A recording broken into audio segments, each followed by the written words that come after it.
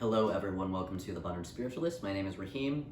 Today I'm going to talk about a cosmology, what it means to have a cosmology, what a cosmology is, why it's important to have a cosmology in order to manifest well, and beyond that, why it's important to have a cosmology in order to live a healthy life. So I'm going to kind of structure it around something a little interesting, not something that I was planning on doing. But it's something that I came across online. It was like via word of mouth from a friend. It was something that I'd actually never heard of consolidated like this. And it really caught my attention actually. I'm not well versed in a lot of the new age culture terminology and the way that they label things and talk about things, because my training comes out of ancient spirituality. And that's not to say that one's better than the other. It's just that I don't know New Age culture that well, and so this is sort of a byproduct of New Age culture. I haven't done enough research on it to know exactly where it originates. It seems to be it sort of originates out of the ancient teachings, and then it's sort of over time been consolidated by the New Age people. And it's just called the 12 Laws of the Universe. And of course I don't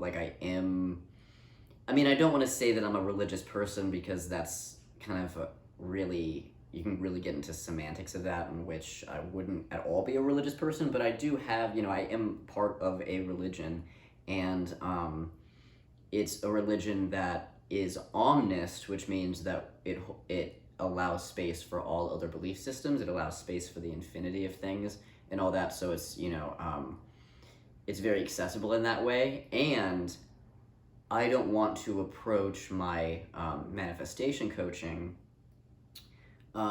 using my religion directly, because it's not the lens through which I want to teach people. It's just not.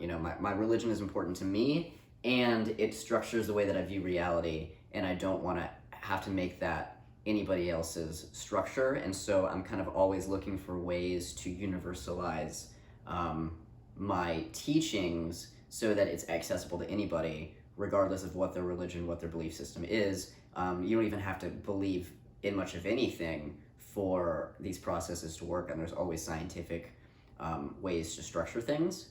And so what I like about this is I'm always looking for better ways to do that, and I actually think that the 12 Laws of the Universe is a very good, universal, sort of secular and kind of new agey way to look at manifestation. And not only that, but to help people structure a cosmology if they don't have one. And by cosmology, what I basically mean is the way that you view reality, your belief system, your view of the way that the world works, the mechanisms behind the world, the reality that you're looking at, and the reality beyond the veil. All of that, the way that you view that is your cosmology. And most people, especially in the Western world, we have a broken cosmology. At best, sometimes we are born into a religion that works. Oftentimes we're born into a religion that doesn't really work for us. And so either at some point our belief system gets shattered because we realize the religion that we were brought into no longer works, or we don't have one in the first place, right? Many of us are just raised, agnostic or whatever. And there's no, I'm not saying that any of that is a problem. If your cosmology works for you, if you're born into a belief system that supports your well-being, then don't fix what isn't broken. Many of us were born into, I've talked about this in previous videos, different systems. It's we have the family system, then we have the school system, the work system, right? All these, and then your religious institution maybe, and whatever other systems that you're brought into, even frat systems, sports systems, whatever. And so we're given this sort of hodgepodge construct of sort of this broken cosmology that has all these different contradictions based on the different systems that we're inundated with. And it's really hard for us to have a clear sense of the truth, our truth or universal truth, if those systems are clashing. And so to have a cosmology, a working cosmology that allows you to actually take in all of reality and process it in a healthy way is important. One moment, please. So, I'm going to use these 12 laws of the universe because not only can they be just applied to having sort of a universal sense, a universal cosmology that is, I think, a good core. I mean, because it's infinite, and we know it's infinite because we can perceive or conceive of infinity. If we couldn't conceive of it, then it wouldn't exist. Because we can, it does exist, right? Because we're in this infinity, where we do get to choose what is true for us. You know, I can't say that this is absolute truth. I can just say that I have lived by these laws without even knowing or seeing these consolidated in this way. That they are all embedded in ancient teachings. They are also all embedded in what has worked for my mental health and my sense of self and my sense of the truth. And so I can speak from that place that these are pretty good ones to live by. And they're broad enough that you can fit, you know, whatever applies to you within it. It won't conflict with anything. It doesn't conflict with science, you know, all that. It's big, it's broad, it's resonant, I believe. So I'm going to, in the next few weeks, basically break down each of these laws in different videos and talk about how you can apply these laws to manifestation, because not only are they just a good foundational cosmology to have, and one that you can grow with, and one that you can fit yourself into, but it is also one that achieves high manifestation success. This is a good core belief system that allows you to manifest well and efficiently and good. And so that's why I'm even bothering to bring all this stuff up. And I'm going to read these off of just like a blog I found that I know nothing about called Well and Good. It's got like skincare tips, food and nutrition, holistic treatment, fitness tips, relationship tips. So they got a shop, they got a bunch of stuff. I don't know anything about them, but they seem well and good. So I'm just going to read off of their list because it's good. It's good enough. So this is their little breakdown of the 12 laws. I'm not going to read the breakdown. I'm just going to kind of read out the 12 laws and respond to them a little bit. And then in the next future videos, I'm going to go into these more deeply, but just to give you kind of a general sense of where we're going in the next few weeks. So we have number 1, the Law of Divine Oneness. The Law of Divine Oneness is the MVP of the universal laws in that it's the one upon which all the others build. And this law states that we are all connected through creation. So, I mean, this, I agree, is like the core tenet to all universal truth in which we can build on. And I think if we break it down scientifically, we can just look at the fact that we all kind of came out of the same source, right? And as far as we know, the Big Bang has been the long-standing theory, and that's just kind of this point of compression in which everything came out of, right? The same source. And we can just look at the fact that everything is made of the same stuff, right? Everything's made of vibrating atoms. And so if we can start from that place, we can then expand into sort of the metaphysical and then the sort of spiritual side of this. At the metaphysical side of this, because we're all connected, there's this universal cause and effect happening, which I think comes up later, called cause and effect being one of the other universal laws. Of course, number 1 is the divine oneness. It's so layered. It's so infinitely layered. I can just go on and on. And then, yeah, as we get to the spiritual, we feel the fact that this oneness that we're a part of is the fabric of love itself. It's the fabric of all creation. And if we can tap into that essence, that's where the ecstasy is. And so you can reach it from all these different angles, right? You can feel ecstasy when when you have sex. For instance, you're unionizing with your partner, right? That is oneness that you're feeling. And so that's the sort of the emotional, spiritual bit of that, is that ecstasy is the oneness. And you can tap into that ecstasy all the time. We associate that ecstasy with certain things in our lives, often kind of coming out of like a codependency than anything else, not because relationships or love or sex isn't beautiful, but because all of life is beautiful and ecstatic, and all of life is creation and love. And so if we can expand our sense of ecstasy and love, then we can tap into our inherent access to it and our inherent right to it. And through that ecstatic tapping, we can manifest really, really well. This is really advanced manifestation, so it's not even something I teach clients in my first 8-week course or anything like that. It's not even something that I'm teaching yet. I'm kind of developing to get prepared for that in the future. But it's using Kundalini in tantric and ecstatic states to manifest, because it magnifies manifestation. And that kundalini, that tantric ecstasy state, is tapping into the oneness. It's the same thing, and we inherently have access to it because we're one with the source. We're connected to the source in our own bodies. Wow, I just said a lot of things. Okay, so I'm gonna move on out of fear of rambling to number 2, the law of vibration. I'm gonna try to make things a little bit shorter here. Number 2, the law of vibration. Everything in the universe has a frequency and a vibration. Nothing ever stands still, as everything is always either being pushed away or pulled towards something. So I think about Newton's laws of motion, particularly the 3rd law, which is just action and reaction, equal and opposite action and reaction. Everything affects everything else in equal force, right? I already mentioned that atoms are constantly vibrating, right? So even though this table in front of me appears to be at rest, it's actually on a molecular level, it's vibrating because atoms are vibrating. So this table's in motion, right? And the earth is in motion. So stillness is sort of this illusion, right? Everything's always kind of changing and mutating, which I think the law of transmutation is another one here. I'm going to move on to number 3, the law of correspondence.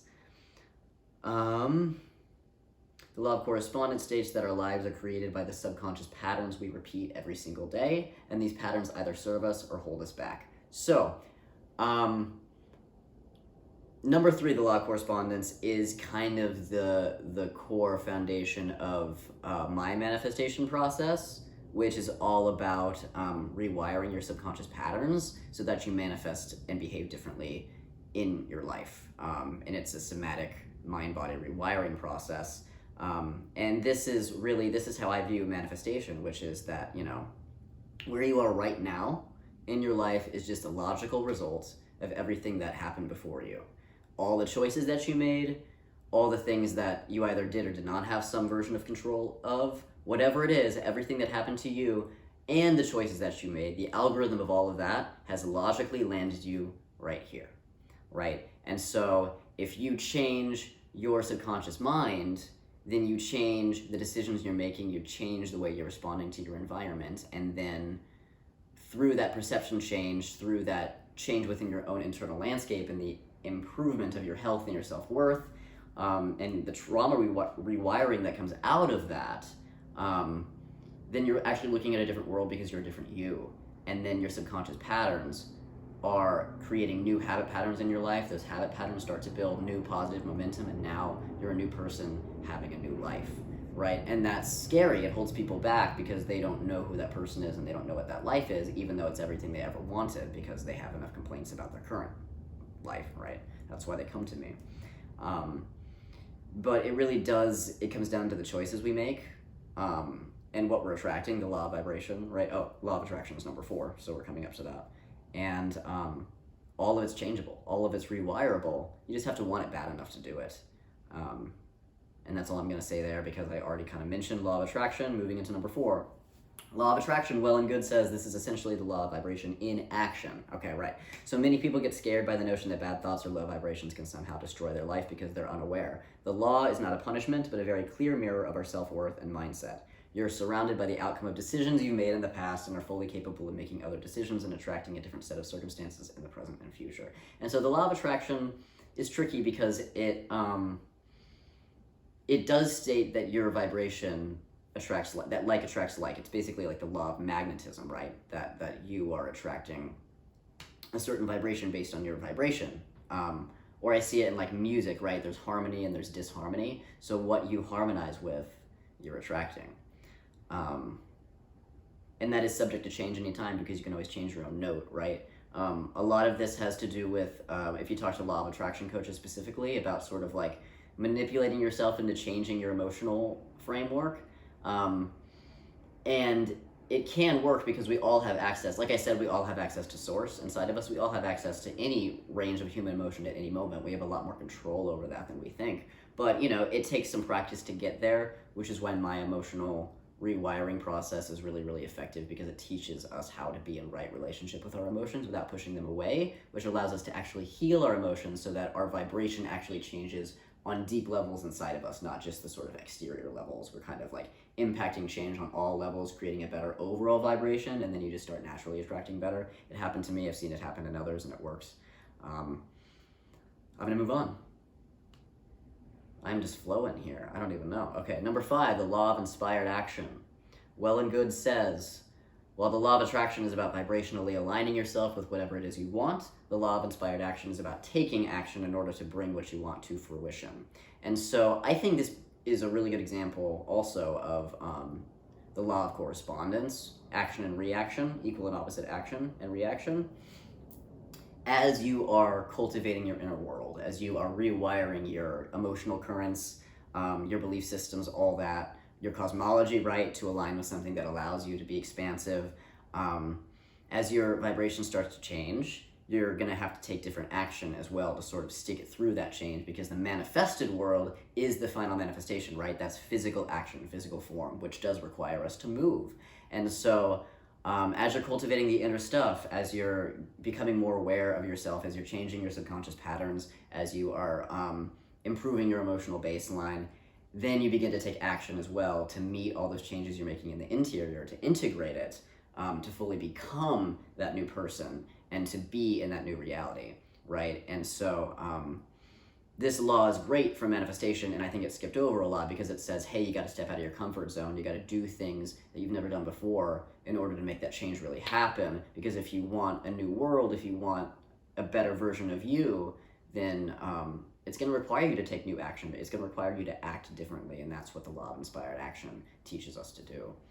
And it's essential. It's essential because, like I said, the final manifestation, the real manifestation, is the manifested world. It's what we do in our everyday lives. Our daily lives is our practice. So what is your practice? What is your daily life? Because that's your practice, right? Okay. Number 6, law of perpetual transmutation of energy. Well and Good says, this law means that even the smallest action can have a profound effect. Like the seed of a mighty tree holds all its promise in its tiny shell, you also have the power within you to move mountains. To put the law into action on a practical level, which is what I always want to hear, Wilder recommends doing small things every day that uplift you, whether that's singing in the shower, dancing like nobody's watching, or anything else like that. Remember, small shifts add up to major results over time. I love this because it's James Clear's, who's a psychologist or a behavioral scientist, something like that. James Clear, he wrote a book called Atomic Habits. And it's all about how the tiniest, minutest changes in your daily life create the biggest impact over time. And it's the least sexy work because everybody wants to have a really big impact really fast. Everyone wants to have the big change, the big fireworks, the whole ta-da, whatever. And that never actually happens overnight. It's always this, Malcolm Gladwell talks about the tipping point, right? It's always this small, tiny, incremental changes, kind of like bringing a pot to like water to a boil, right? Over time, it eventually creates the tipping point, that final boil. But you don't necessarily see, as an audience member, seeing people's successes around you maybe, right? You don't always see everything that led up to the fireworks, all the struggles, all the tiny little daily habits that led to their success. And it's really easy if you have the patience for it because, you know, like for instance, I have a lot of lower body strength because of the martial arts that I've done. I don't have a lot of upper body strength. I also have a lot of vanity. I want the upper body strength, and I'm so resistant to doing it.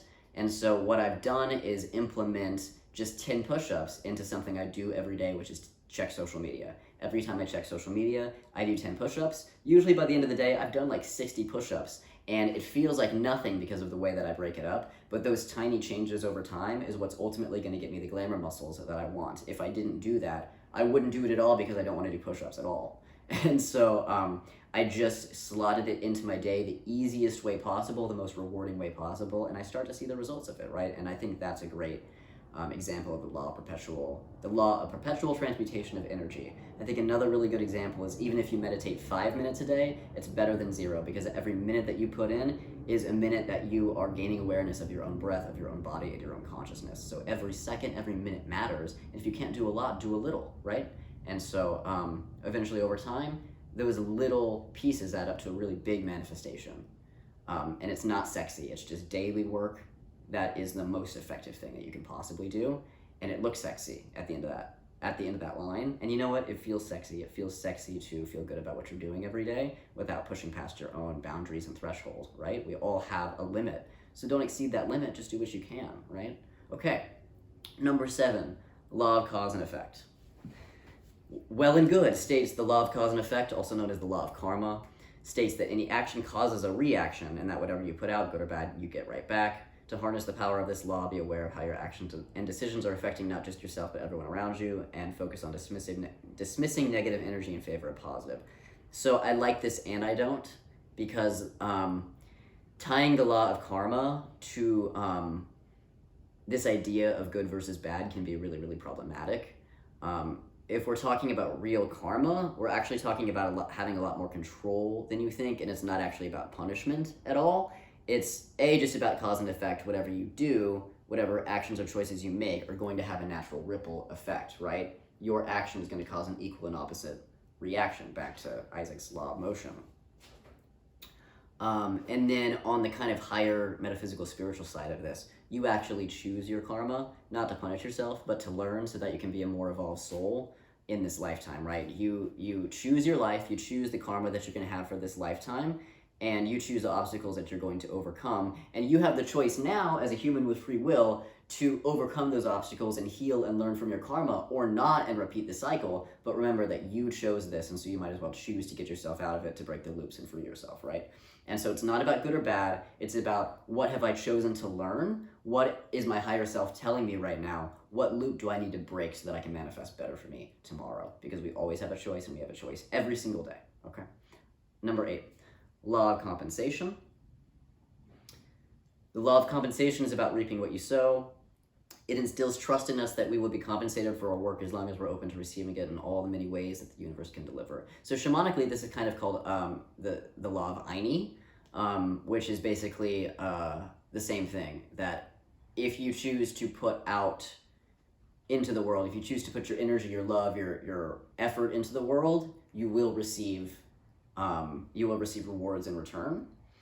And what's interesting about this is it's sort of not about, in order to master it, you kind of have to love the work itself and not the reward at the end of the rainbow, even though you can trust that it's coming. It's more about, like Wilder said here, it instills trust in us that we will be compensated for our work as long as we're open to receiving it in all the many ways that the universe can deliver. The universe is always trying to give us what we want and need, and whether we work hard or not, we can choose to close the door to that. We can choose to work hard every single day and not receive if we want. If we decide we're not worthy, even though there's no real authentic thread in that lack of worthiness, then that's what we'll receive, because that's what we're actually asking for. We're closing that door. We're making a choice, right? Manifestation, you always have a choice. That's the whole point, right? You have a choice to create or not create. And so there's that aspect of it. The other aspect of it is, I've noticed, and this is very Capricornian of me, that like it's the work that actually rewards itself, and then all the rewards that come out after that are like extra, because I'm so into the work. And so I've had to rewrite what work means to me, and kind of like take myself out of the capitalist mindset of what what we think work is, or what it looks like, what we think it feels like, and realize that like my work, my soul work, is beyond money. It's beyond what people see as my accomplishments. It's beyond all that. It's about what I'm really putting effort and energy and tears and love into every single day. And for me, I'm lucky enough that is my job. It's also a lot more than my job. I don't just stop working when I'm done with my client for the day. I'm always working on myself. I'm always working on my soul. I'm always working on how to be a better version of myself. And that's inherently rewarding. And so that everything that comes out of that rewarding, which is better relationships, more money, often because I value myself, better feelings about myself in general, because like when I feel good about myself, I'm really a hobbyist, and so I cook a lot, I make a lot of music, I write a lot, I do things that like really fill my cup, and then through that I'm just a happier person, and then people want to be around me, and so it all kind of compensates that way. And again, you can look at it spiritually, like yes, the universe is taking care of me, seeing my work and then paying me well for it. Or you could look at it as just a natural cause and effect of, because I'm taking care of myself, I'm a better person, other people want to be around me because I'm a better person, and then it just creates this positive feedback loop, and that is just physics, right? So that's a lot that I just said. Okay, number 9, law of relativity. Nothing and no one is inherently good or bad. Thank you. Everything is a spectrum of expression, and there is more than one perspective on any situation or challenge. In other words, we are the ones who assign meaning to things, so we can choose to regard things as bad, or alternatively, as happening in our favor. Joseph Ally is another manifestation coach who is, he's just the king. And he talks about this thing that he coins the bridge of incidents. I've talked about it before. The bridge of incidents is the series of events that have to unfold in the physical material world to get you from your seed of intention to your full manifestation, right? And it is not up to you, because you asked for what you wanted. Here is what you needed here's what you want on the other side of the line. Here's where you are now, right? And so you need to get here. There's a natural cause of events in the physical material world because of the laws of physics that need to happen in order for you to get that. You don't know all the factors, so you do not control all of it. You just have to trust, right? And often that bridge manifests as obstacles. And so if we do not look at those obstacles as blessings, as steps along the path to ultimately receive what we want, whether it's because we need to learn something about ourselves, so we need a little bit of that, grit, or whatever we're trying to manifest on the other end of that line requires that we cultivate a certain aspect of our personality, whether it's patience, endurance, ability to take pain, right? Ability to sit with your discomfort, ability to tolerate more than your current baseline. So many ways that the universe manifests these blessings. And if we look at them as curses, or we look at them as bad, then we're not receiving. We're not in a state to receive. And so we're not going to learn a lesson, and ultimately now we're in a karma loop. We have to repeat the lesson until we learn it, right? And so we can choose in any situation to look at things as a blessing or a curse. And if we choose to look at them as a blessing, they become a blessing because we awaken. We learn what we were unconscious to before the obstacle occurred, right? Which is the point. This is soul school, right? Okay, moving on. Number 10, Law of Polarity. Everything in the universe has a polar opposite. If there's an up, there's a down. If there's light, there's dark. One cannot exist without the other. Yeah, and so, if you've got a coin, you have to have two sides of that coin for a coin to exist, right? You have to, for things to exist, there needs to be shadow and light. There needs to be context. There needs to be context for this mug. There needs to be a drinker. Otherwise, there's no, you know what I mean? Like, there has to be a relationship. Everything's a relational dynamic. And so it's not about good and bad. It's about thank God for existence itself, right? And all of this wonderful abundance and multifaceted quality and experience of existence, because we have to have all of it or we have none of it, right? And so it's all a gift, all of it. Okay, number 11. Law of Perpetual Motion. The law of perpetual motion tells us that everything is forever changing, and our job is to embrace the ride. If life is tough and challenging, know that it will at some point change. If everything is peachy, then savor the moment, but don't try to make it last beyond the natural order of things. Each stage of life has tremendous gifts to offer. Chinese I Ching. Life is change. Cycles of life. I think I'm just going to stop there with that. And then number 12, the law of giving and receiving. The energies of giving and receiving operate within all of us, and in order to create flow, they need to be in balance. To work with this law is to recognize where in your life the balance between giving and receiving is off. You have to allow both sides and you to have their say and get their way. So I talked about Aini flow, which is you have to give first in order to receive. Law of compensation, all that. This is also, are you in dynamic balance in every area of give and take? Because everything is yin-yang flow. You have an energy bucket, you have a certain amount of energy for your day until you gotta recharge, right? That's your yin and your yang. And so where are you giving your energy to? Where are you receiving that energy? And are you in dynamic balance in all aspects of your life? If you are not, where is the imbalance? Why is that imbalance disrupting your manifestations, right? And I will go into that in greater detail, but I'm gonna stop for now because I really rambled on some of these for a long time. So that's the 12 laws of the universe. I'm gonna go into this in greater detail, apply them to manifestation. But I did want to just give you a broad overview of what all of these sound like, kind of what my perspective is for all of these, and how you can start to apply this to create your own cosmology that works for a life if you want to live like in a manifestation process. This is foundational. Okay, thank you all. If you like this video, like it, subscribe if you want to see the next video, and I will see you guys next week. Thank you. Bye.